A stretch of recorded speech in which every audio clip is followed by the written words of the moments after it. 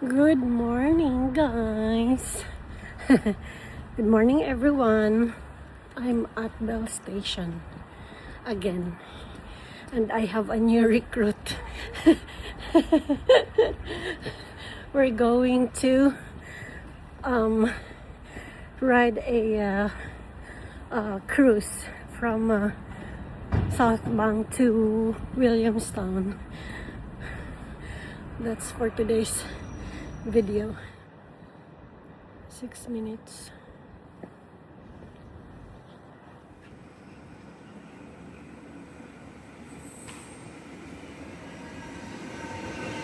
Here is the train.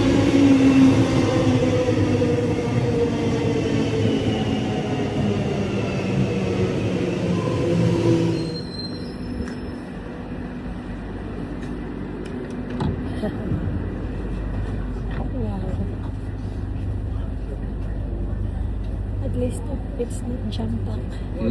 At least it's not jump pack like yesterday. Here,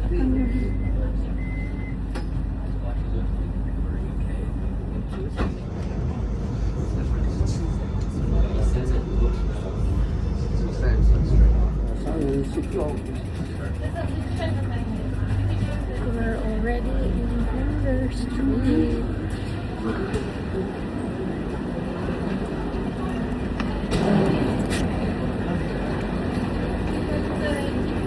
Wow, it's crowded, and we're going to check in ourselves to the Melbourne Cruise in South Bank.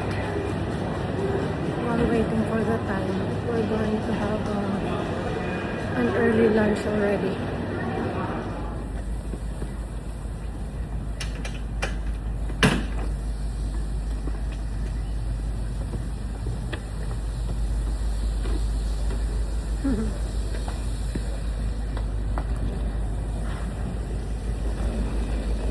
We are at South Bank.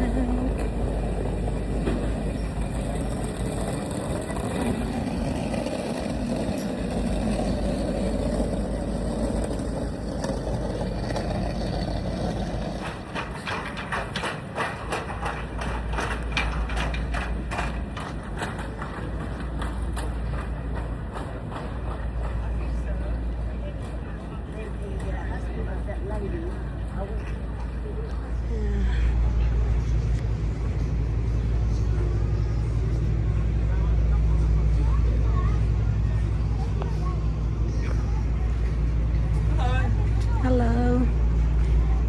How are you? We already have our round trip ticket. We're in South Bank. We're walking, finding a coffee shop where we can have an early lunch. There's not much people here.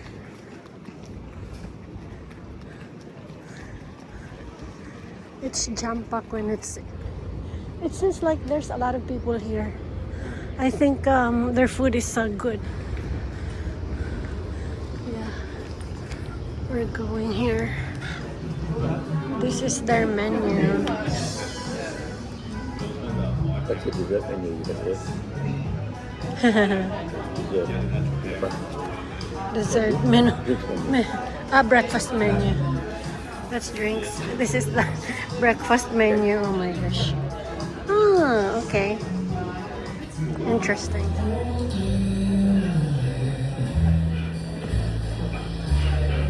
Yeah, you can order mocha, ice mocha, and then smoke and bruschetta.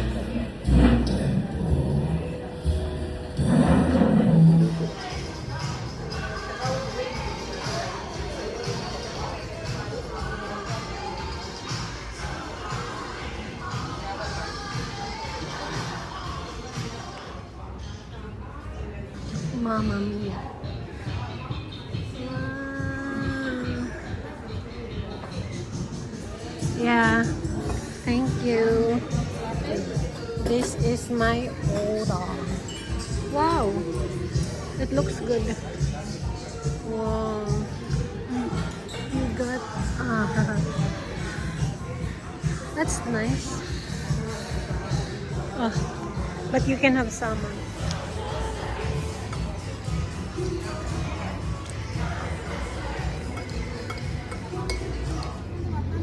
There, I hope it's not going early.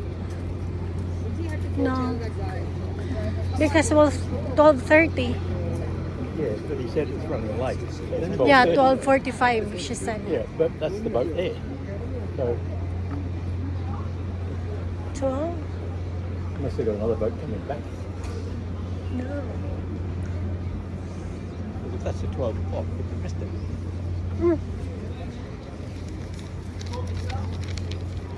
Oh, it's 12:40 here. It's not. It's not the boat.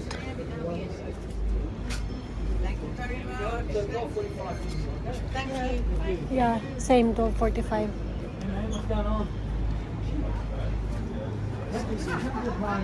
We just went here in the tree.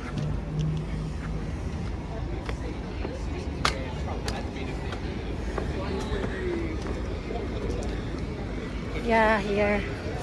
While waiting for 12:45.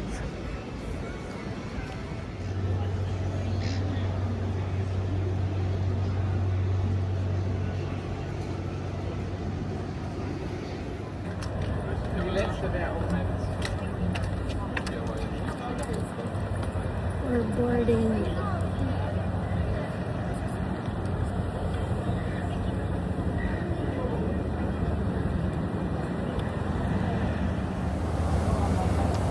That's the boat we're going into.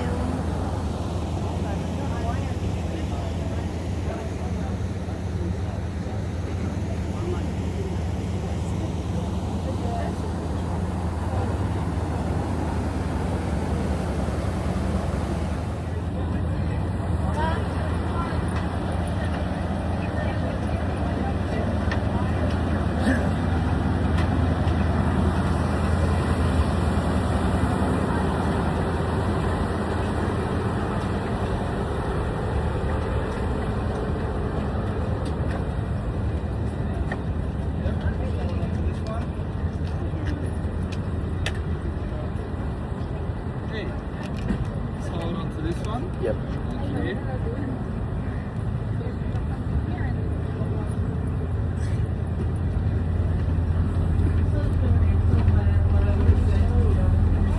Wow. This side.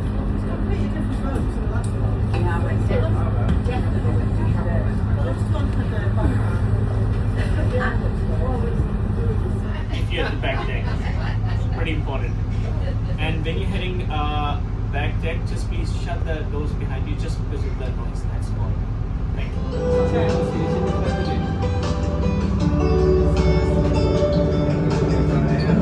G'day, and welcome to the Yarra River, the lifeblood to Melbourne. On this journey down the river, we will briefly talk about the past and present sites. On the right, we have the striking Flinders Street Station, a French Renaissance-style building that was completed in 1910 and is another iconic Melbourne landmark.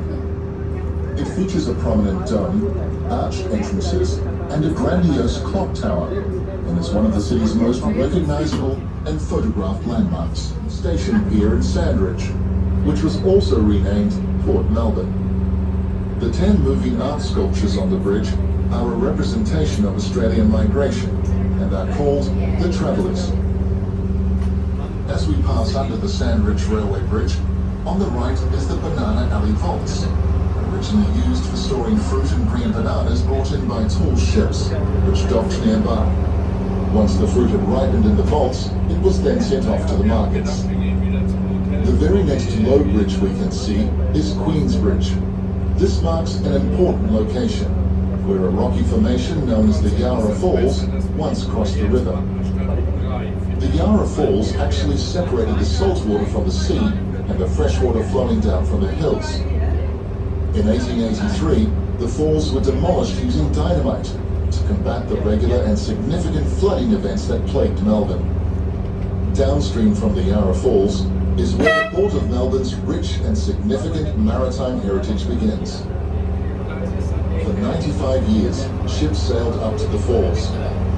Along the riverbanks, wharfs for shipping were built, and a significant maritime industry and port flourished, bringing essential trade, travel, and prosperity to Melbourne. The early ships were wind-powered tall sailing ships like schooners, brigantines, and barks. Following sailing ships came the more reliable, powerful, and larger steamships. Today, the ships are larger again and powered by more efficient internal combustion diesel engines.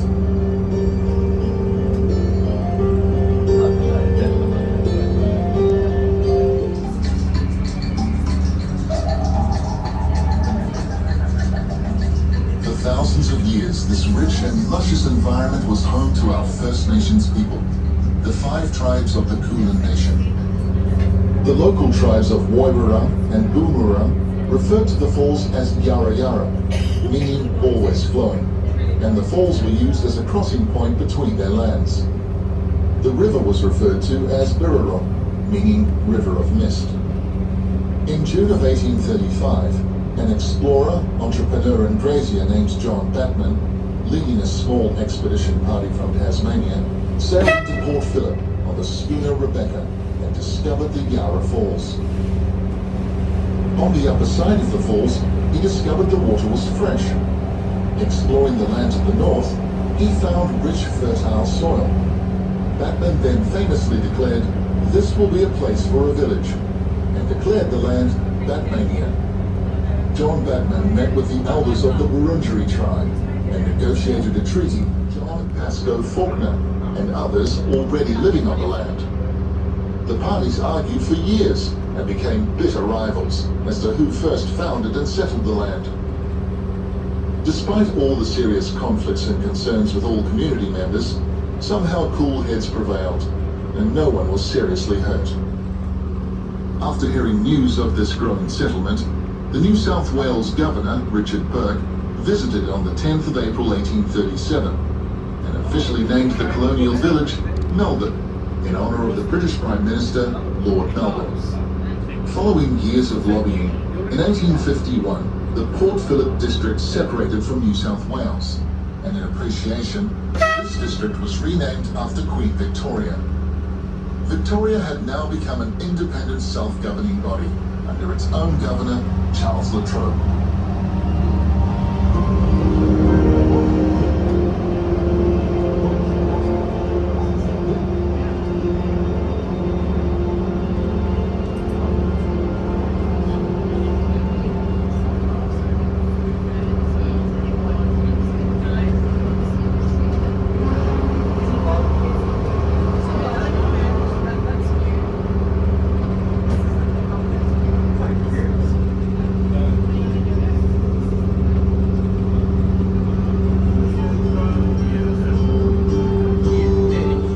Typical of the ships that utilised and occupied the wharfs we are passing.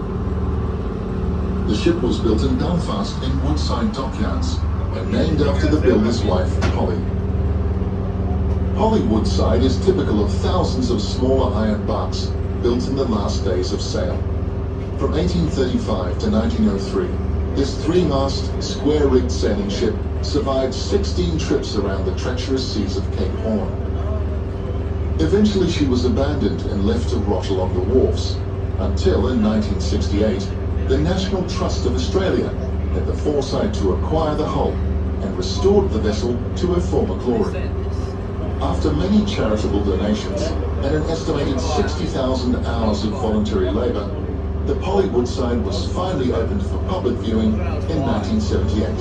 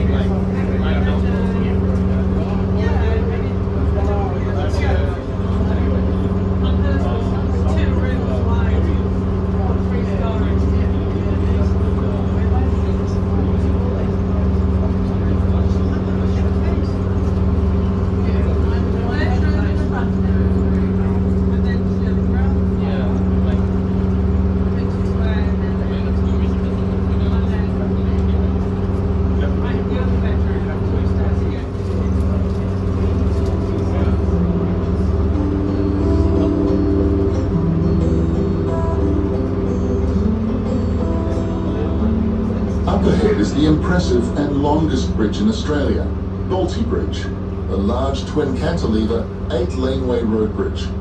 The Balti Bridge has 5 kilometres of elevated roadway between Flemington Road and the Westgate Freeway. The two main spans are 173 metres in length and about 25 metres high. The two unattached towers are 143 metres in height and are purely decorative. The Balti Bridge forms part of the CityLink system of toll roads that connects the Tullamarine Freeway from the northern suburbs with the Westgate Freeway and the Domain and Burnley tunnels to the Monash Freeway and the southeastern suburbs. It is named after Victoria's 38th and longest serving Premier, Sir Henry Balti. The bridge was opened in 1999 at a cost of $75 million.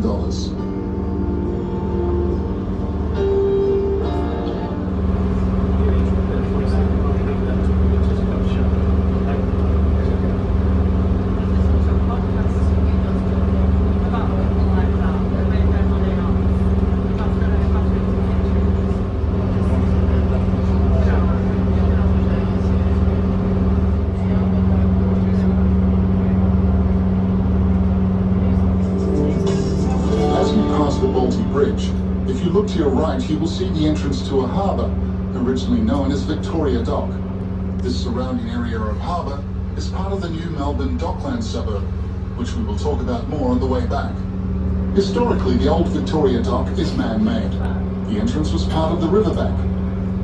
The land behind was excavated between 1887 and 1892, removing the riverbank, which now is the entrance to the dock.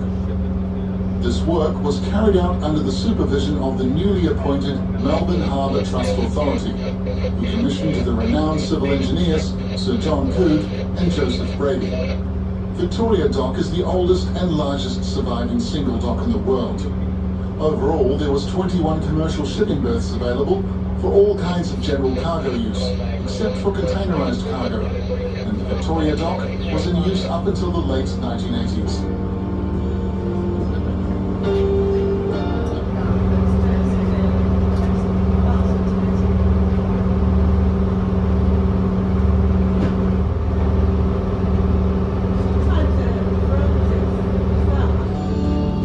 To the west of Victoria Dock is Appleton Dock, which runs along Footscray Road.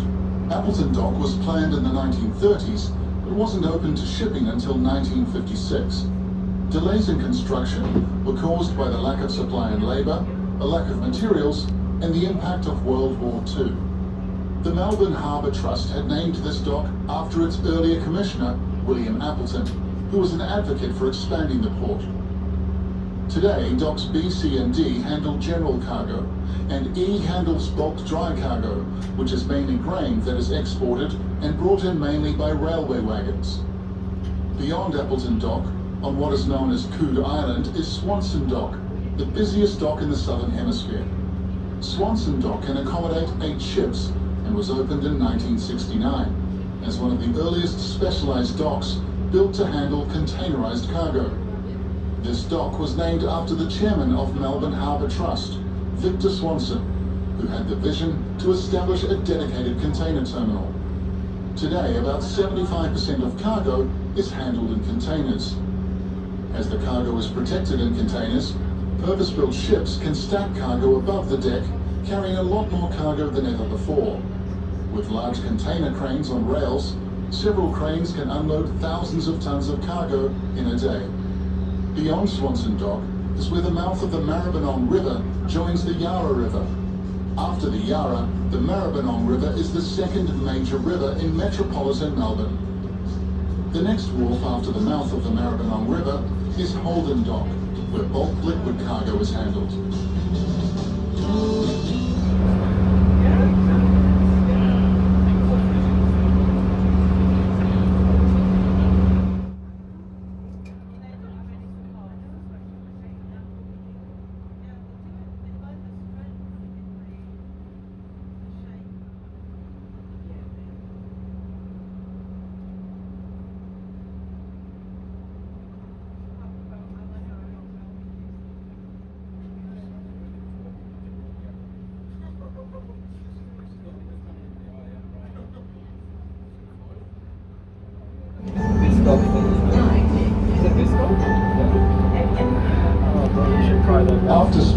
majority of our time heading west, we now follow a large bend in the river, which alters our course of travel to east-southeast. Over to our right, we are now cruising past the eastern precinct of Newport, which adjoins Williamstown. The large building with a massive chimney, 183 metres tall, is the Newport Power Station, which began operating in 1981. The power station uses natural gas to generate steam in a boiler coupled to a generator that produces up to 510 megawatts of electricity and is used as a backup during times of peak demand for electricity.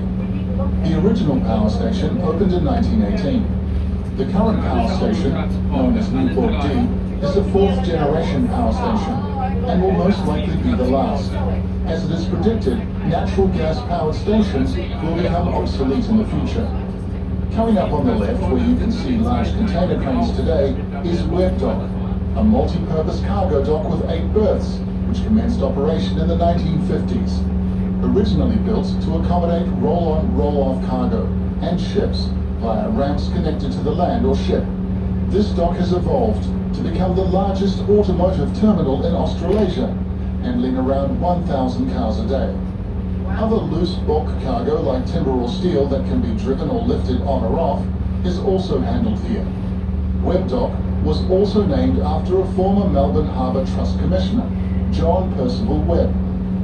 On the right, we are actually cruising past a series of parks and reserves: Riverside Park, Newport Park, and Greenwich Reserve. These diverse and open spaces feature sporting facilities, skate parks, children's play, dog walking, fishing and boating ramps.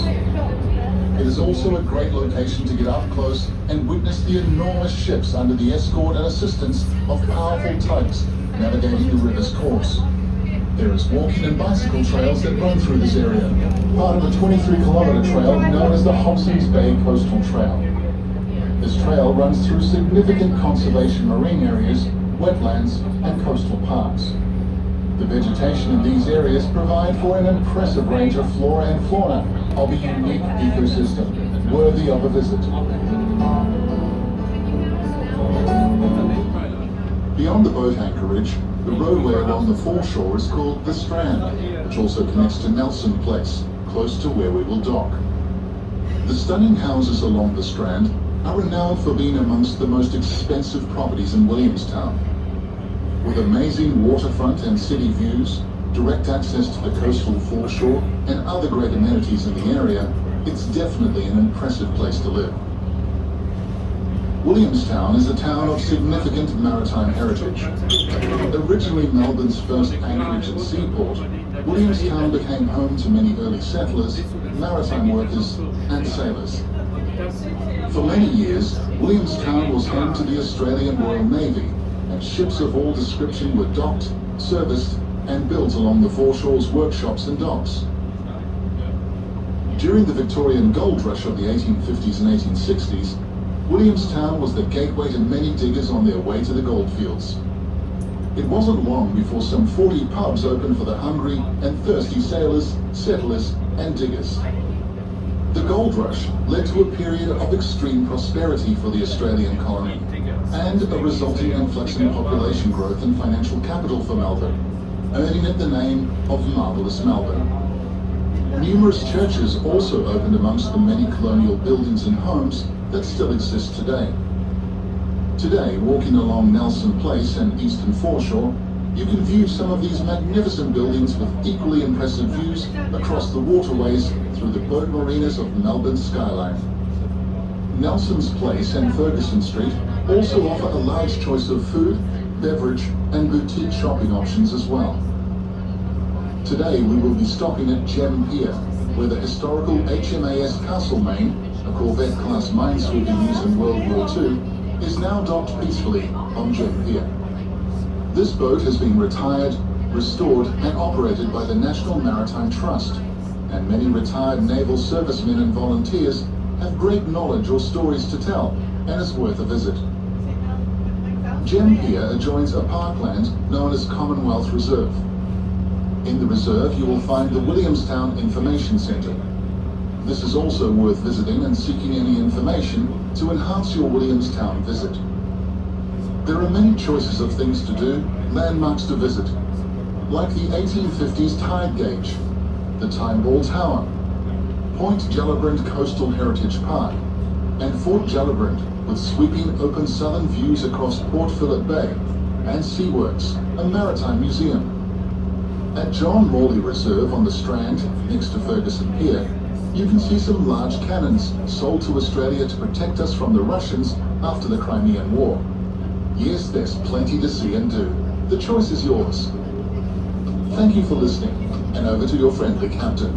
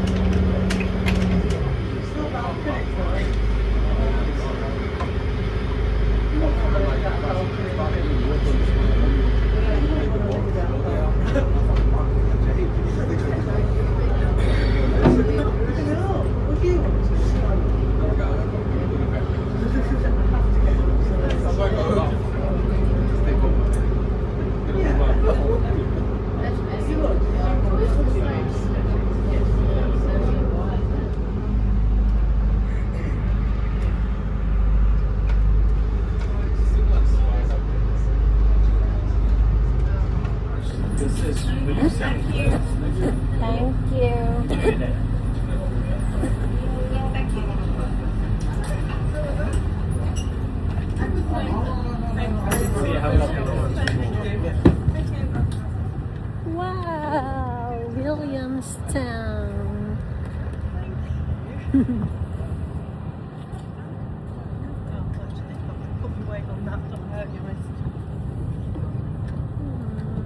Walk out the end of this pier. Huh? Yeah.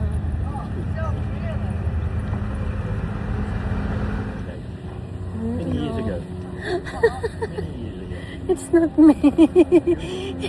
That's why I want to be to come here because I haven't been here. We got plenty of time, so we'll Yep. walk to the end of the pier. Oh, we should have asked water earlier because that was free. The ticket, the half of the ticket is the one that you're going to show them Yeah, when we go back. yeah. I put it in my wallet. Ah, okay. So they ripped it. It shows both ways, so Yeah.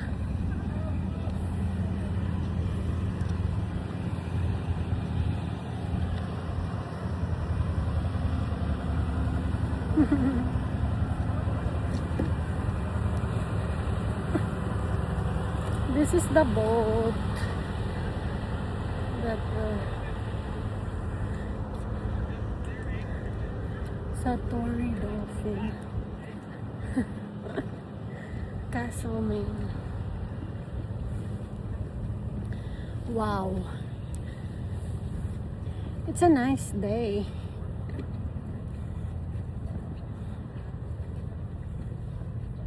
Wow. I'll take you picture here. With the big boat? No, here, okay. Ay, sorry. Whoa.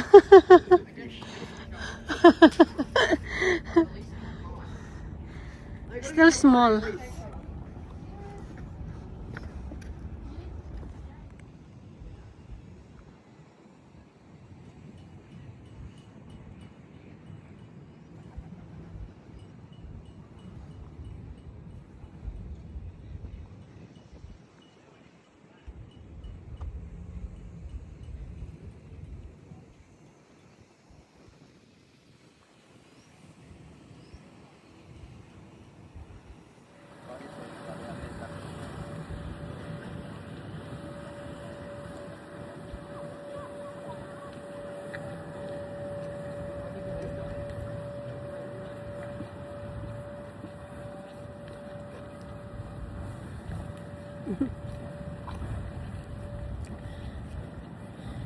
It's like it's easier. It's easier to have a trip here by boat instead of doing it by train or by tram. You can't train here, but you can train here. But I'm not Ah, you cannot? You cannot tram here? No, trains don't have to. Oh, okay. Trains do.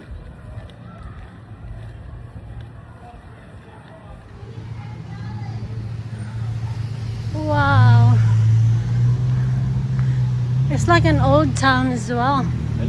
It's like an old town. That was the original settlement. Yeah. Oh. It's a beautiful town. Very trendy.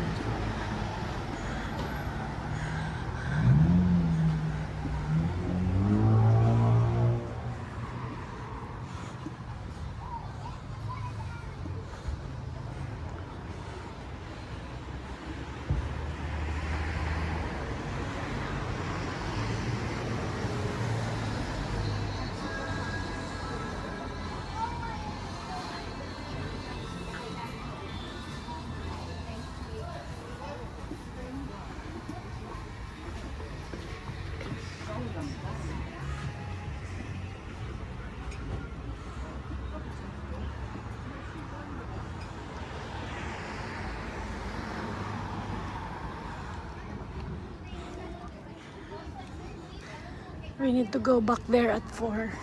Before 4. Yeah, before 4.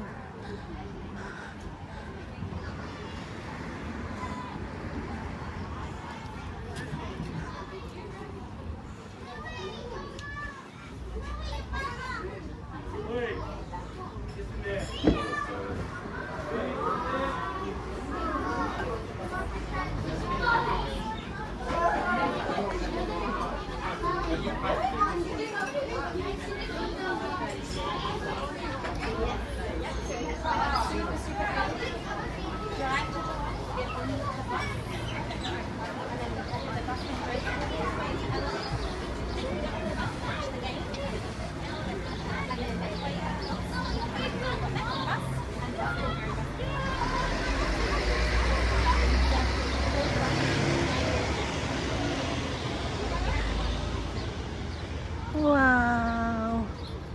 Where are we going? We can go for a walk up there. For a bit. Yeah. Okay. So, come across the front.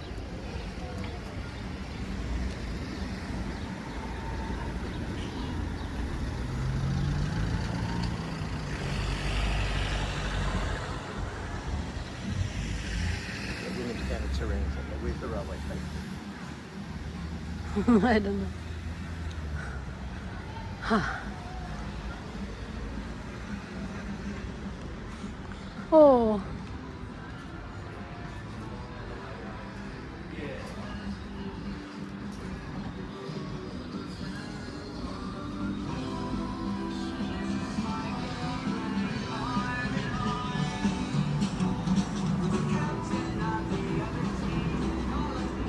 You want ice cream?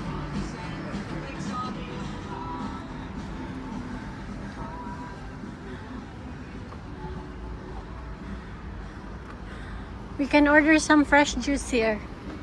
We can order some fresh juice. Japanese food.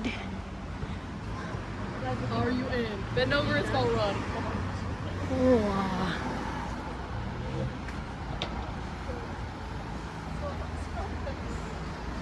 There's an ice cream store there, oh. Very trendy down here. Yeah. I think the doors would really like it. It's historic, trendy. Yeah. I can figure out whether. There is Nando's here. Hmm? There is Nando's. There's also Nando's in the Philippines.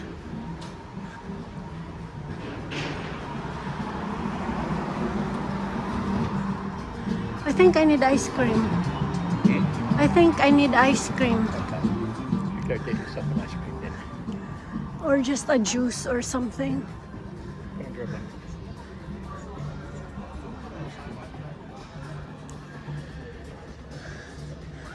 No. Panini. Gelato.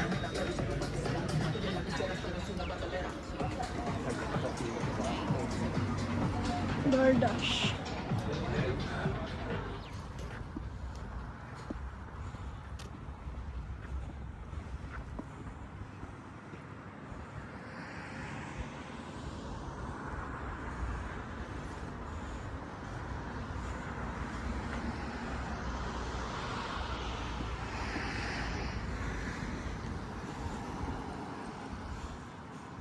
Anglican.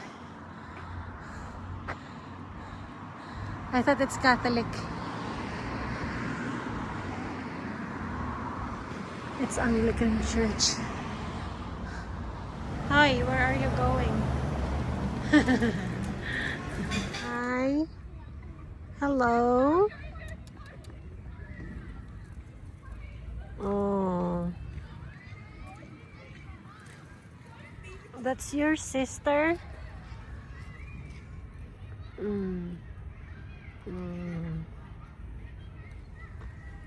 Hey, swans. Swan 21. Yeah, that's you. Who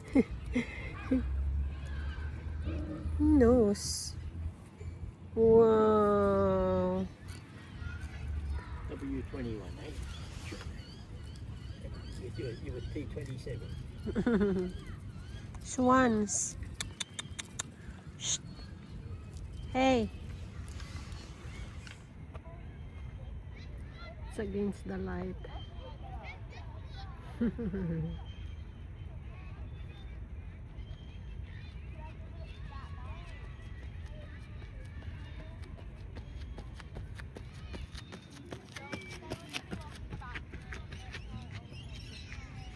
It's past 4 already.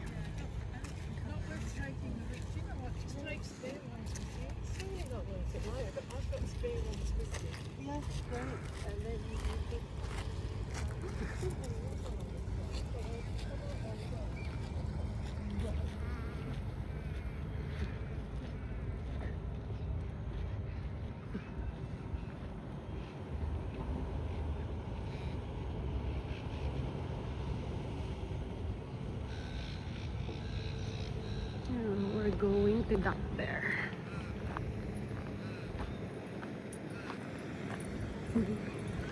You okay? Just you get dizzy? Maybe because you're hungry. Maybe because you're hungry.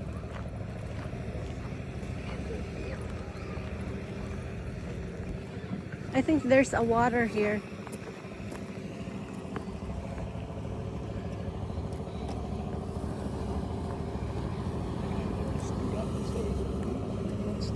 This isn't good, so that's why I'm hanging on the gold. Oh, that's good. Clunk. Really? How many minutes was that? Only a couple of seconds. And then you're okay. Yeah. But all I do is hang on to the gold. Mm-hmm. Then eventually you stay alive.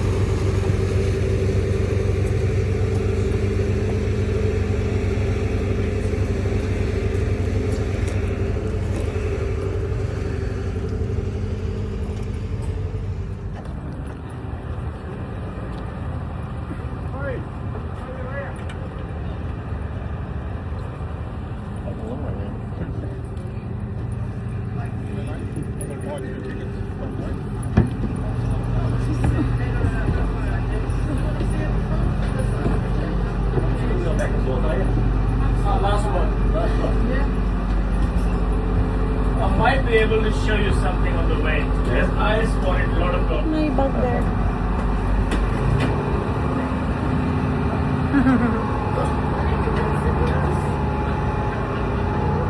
We're on our way back.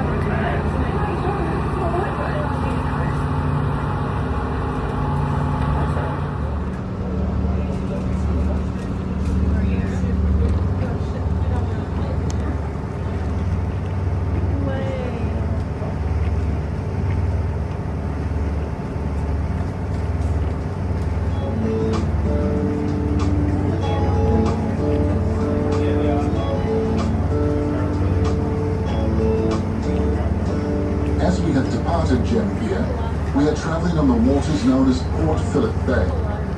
The bay was named after the first governor of New South Wales, Captain Arthur Phillips. Port Phillip Bay is the largest bay in Australia, covering a surface area of just under 2,000 square kilometres, with a coastline of 264 kilometres. If you catch the ferry that crosses the bay from either Queenscliff or Sorrento, you can actually cycle right around the bay. The First Nations people lived in tribal groups that surrounded the Port Phillip Bay. The lands to the north of the bay were inhabited by the people of the Wurundjeri tribe. To the southeast, the people of the Boonwurrung tribe. And to the west, the people of the Wathaurong tribe. All tribes are part of the indigenous Kulin Nation. Surrounding this foreshore, there is a variety of landscapes, including sandy beaches with shallow calm waters, swampy wetlands full of mangroves, mudflats and rocky cliffs. This region also has a very diverse range of fauna and flora. The water is home to many marine animals. Many species of fish and mammals such as fur seals, leopard seals, elephant seals and bottlenose dolphins. It's also the home of many species of water birds as well as urban penguins. There are 3 marine sanctuaries and many conservation parklands surrounding the bay. Today, about 4.5 million people live around the coastline of this unique environment. The first Europeans to find and enter Port Phillip Bay were the crew of the HMS Lady Nelson on the 15th of February 1802, which was under the command of Captain John Murray.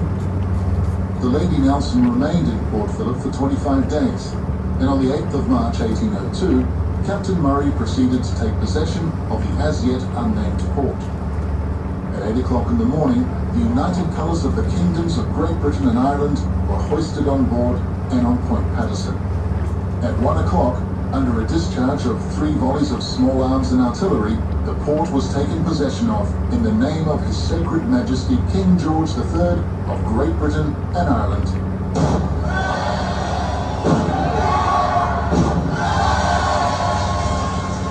The city of Melbourne was eventually to grow on the north shore of this port.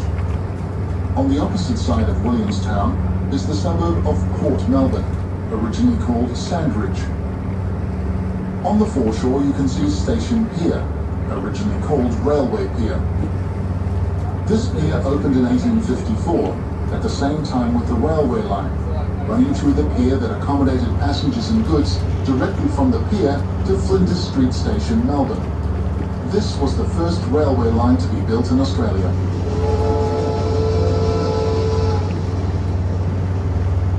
Post-war, from 1949 to 1966, saw the second major wave of migrants that welcomed new arrivals into this country, with an average of 60,000 migrants annually. From the 1980s to 2022, this passenger terminal was used to connect the mainland to Tasmania by ferry, which now departs from Geelong. Today, this pier is used for a new generation of luxury passenger liners and occasional friendly naval warships. Alright guys, keep your eyes open. They're right in front of us, right there. There's 4 of them.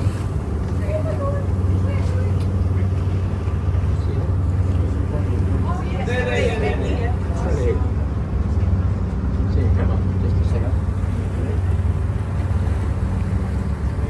Come on, anytime. Go.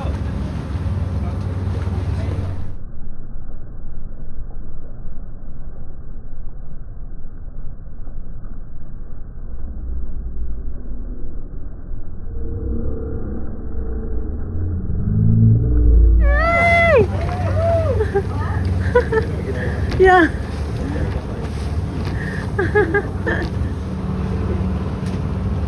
There's still people there in that rock.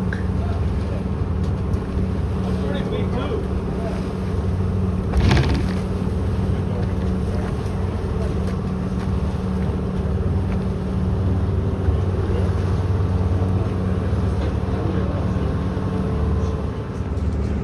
There is people there.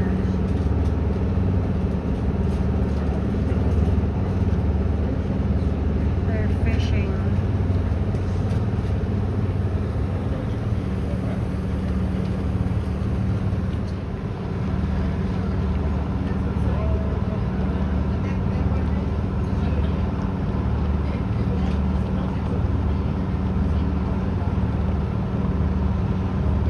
Fishing. A lot of people fishing. Endeavours, from films like Mad Max to live theatre, art exhibitions and song. The site is open to the public and is operated by Museum Victoria, that also operates Science Works, a destination for curious minds of all ages. There you can explore interactive exhibitions and experiences to see how science works.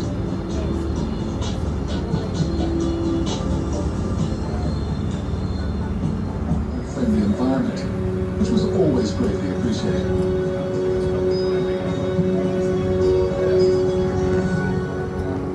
Building, which is Melbourne Convention and Exhibition Centre.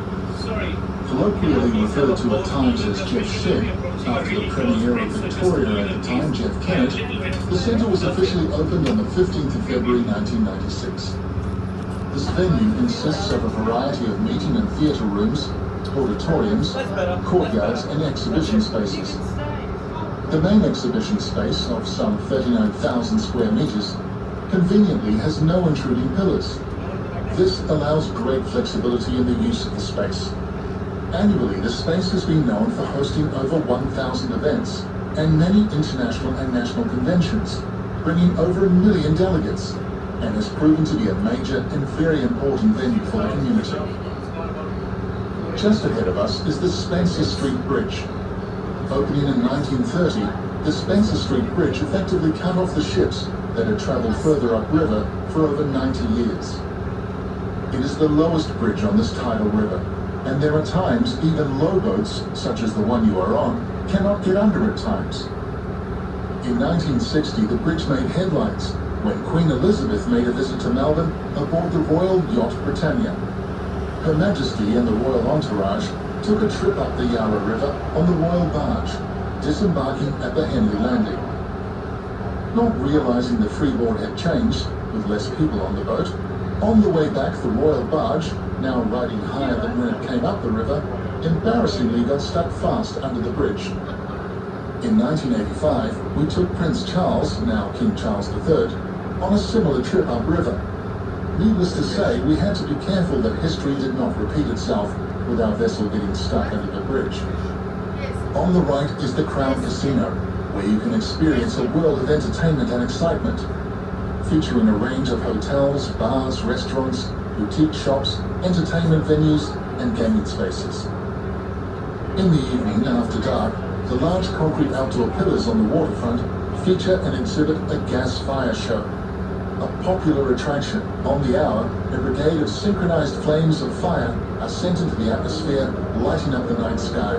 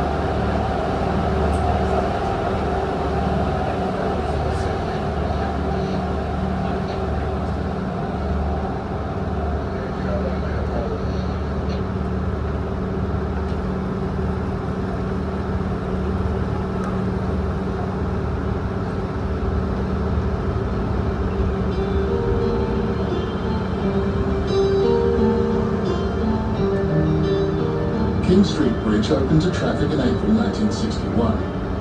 However, only 15 months after its completion, one span collapsed under the weight of a 47-ton truck and semi-trailer, which was very concerning at the time, as the weight of the vehicle was well within the bridge limits. Past the King Street Bridge and coming up on the left are Enterprise Park and the Sea Life Melbourne Aquarium. Enterprise Park commemorates the location where the first settlers aboard the ship Enterprise went ashore on the 30th of August, 1835. Today it is the site of the Scar Project, a collaborative installation by Indigenous artists who use original wharf poles from Queen's Bridge to engage with the tradition of tree scouring. Traditionally, Indigenous people would take pieces of bark from trees to make canoes, shields, or baby cradles. The resulting scar trees would also serve as signposts for clans to know they had entered the land of another community. These trees are rare today, but for the Indigenous people, they are very precious. The reconstructed Enterprise Wharf also features 5 artistic carved and metal figureheads, known as Constellation, evoking the spirit of the early ships. Within the park there are also timber sculptures featuring the tradition of tree scouring. Beyond the railway viaduct, if you look closely, is the historical Port Authority Building and Customs House, today the site of the Immigration Museum. There you will discover stories of the immigrants' journey to Australia.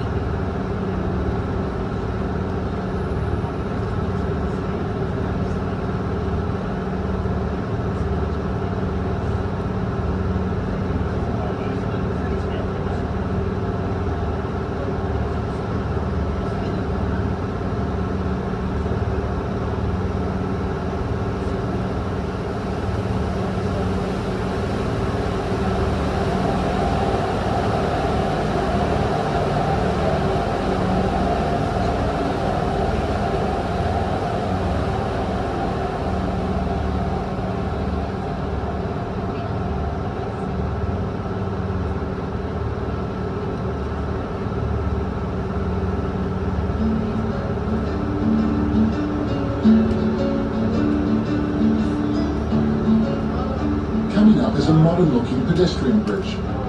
Linking the ever-popular south and north banks of the river is the Evan Walker Pedestrian Bridge, which opened up in 1992. Originally named the South Bank Pedestrian Bridge, the name was changed to the Evan Walker Bridge in 2015 in recognition of Professor Evan Walker, who was an architect, politician, and the Victorian Minister for Planning from 1982 to 1986.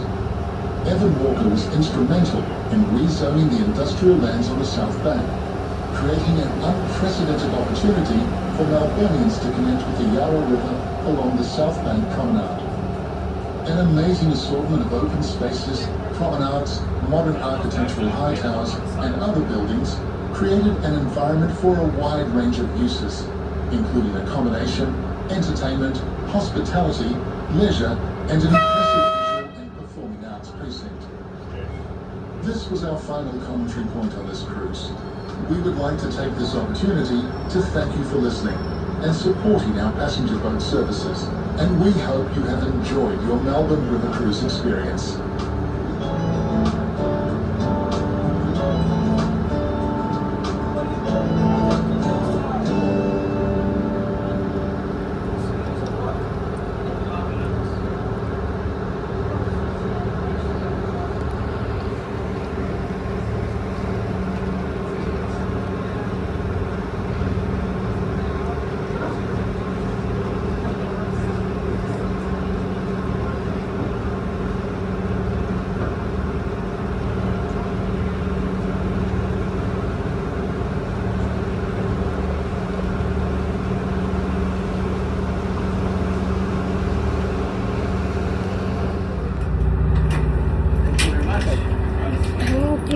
very much.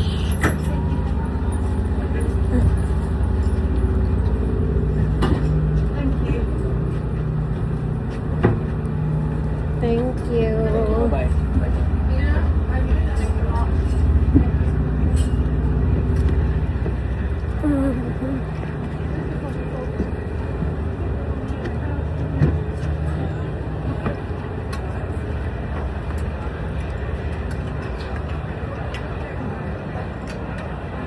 That's it for today.